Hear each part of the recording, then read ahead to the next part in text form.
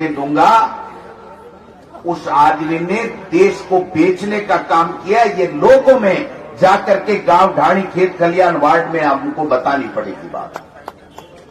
समझ रहे हैं ना बात को?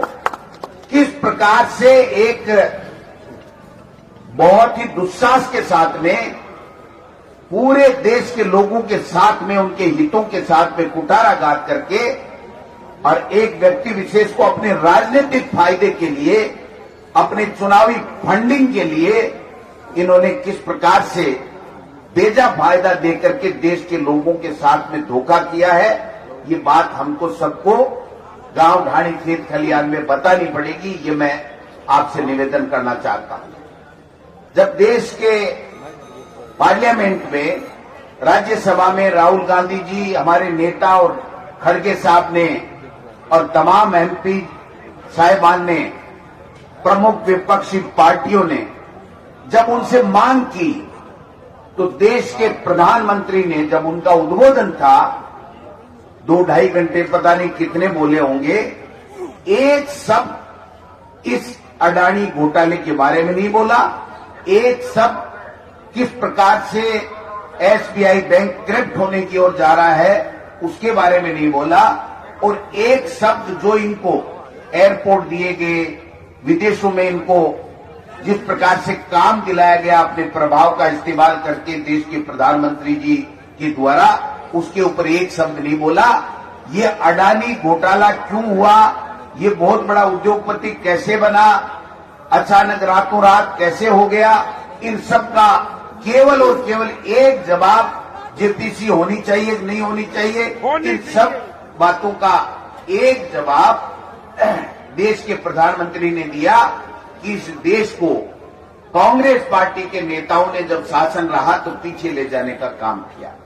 आप बताओ, अगर देश में कांग्रेस का शासन था, वो पीछे ले जाते तो एलआईसी प्रॉफिट में कैसे आती, और उसका जो पैसा है देश की जनता का और उनका जो प्रॉफिट है वो अडानी के बिजनेस में काम कैसे आता। ये राष्ट्रीयकृत बैंक करने का काम हमारी पार्टी ने किया, वरना तो गरीब को कोई 1 रुपए का लोन नहीं देता। सेठ साहूकारों के पास में ये बैंक हुआ करते थे। तो हमारे पास में मुद्दे बहुत हैं। अब लोगों के समझ में आने लग गया है कि देश का प्रधानमंत्री बार बार इसलिए कहता था कि उसके ऊपर कोई शक नहीं करे और ज्यादा से ज्यादा लाभ अपनी जो यहां पर बोला गया उसको दिखाते हैं। और आज तो हमारा सौभाग्य है कि हमारे प्रभारी जी जो पंजाब में डिप्टी सीएम रहे हैं, पंजाब के बहुत बड़े नेता हैं, हमारे राजस्थान की सीडब्ल्यूसी के मेंबर हैं, हमारे प्रभारी हैं, और वो अपनी सच्ची बात कहने के लिए जाने जाते हैं। कट्टर कांग्रेसी है, जिनके 3 पीढ़ियां कांग्रेस की सेवा करती आ रही हैं। हमको उनके विचार सुनने का अवसर मिला है, उसका लाभ हम लोग लेंगे। इसलिए जितने भी मंच के ऊपर नेता बैठे हैं, मैं आपसे हाथ जोड़ के पुनः माफी चाहता हूं कि हम सब नहीं बोल पाए। इसलिए आप सब लोग आए, आपने सुना, और सुनने के बाद में जो हमारा एक्शन होना चाहिए वो बहुत महत्वपूर्ण है। हमने जितनी बातें की हैं, यहाँ पर जो जो वक्ता बोला है, या आपके पास जो जो सोशल मीडिया से जो जो बातें आ रही हैं, वो राजस्थान की जनता और हमारे कार्यकर्ताओं के बीच में जाकर के उसको हर व्यक्ति तक बताने की आवश्यकता है। अब लोग सुनने लगे हैं, पहले 5 साल सुनते नहीं थे कि मोदी कुछ भी कर रहा है, गलत काम कर रहा है, तो उसको सुनते नहीं थे। इन सालों में अब मोदी जी और मोदी जी की गलत नीतियां एक्सपोज हो चुकी हैं। जनता उसको सुनना पसंद करती है कि भाई बात तो सही है, न तो इसको इनने महंगाई कम की, न इसने बेरोजगारों को नौकरियां दी, और उल्टे ये आदमी 700 पूंजीपतियों की सूची में 700 नंबर पे था, ये 2-3 नंबर पे कैसे आ गया, और हमारी एलआईसी और ये जितने भी उपक्रम है इसका पैसा इनको कैसे मिल गया, हमारे जितने अच्छे जो प्रॉफिटेबल एयरपोर्ट है वो इनके पास कैसे चले गए, और इतनी कंपनियां देश और विदेश में इस अडानी जी को काम कैसे मिल गया, ये क्या जादू हो गया।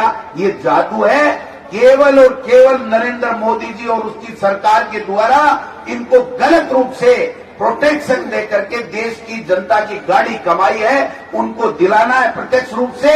और उनसे उनका व्यापार बढ़ा और देश के लोगों की समस्याएं बढ़ी। मैं इन्हीं शब्दों के साथ में आप सब पधारे, आपका प्रदेश कांग्रेस कमेटी की तरफ से बहुत बहुत धन्यवाद देना चाहता हूं। और मैं आदरणीय रंधावा साहब से आग्रह करता हूं कि आप पधारें, अपने विचार रखें, जिससे हम जितने भी हमारे जनप्रतिनिधि एमएलए साहिबान मंत्री है वो राजस्थान की विधानसभा में जनता के मुद्दों को लेकर के भाग ले सकें। धन्यवाद। जय हिंद, जय भारत।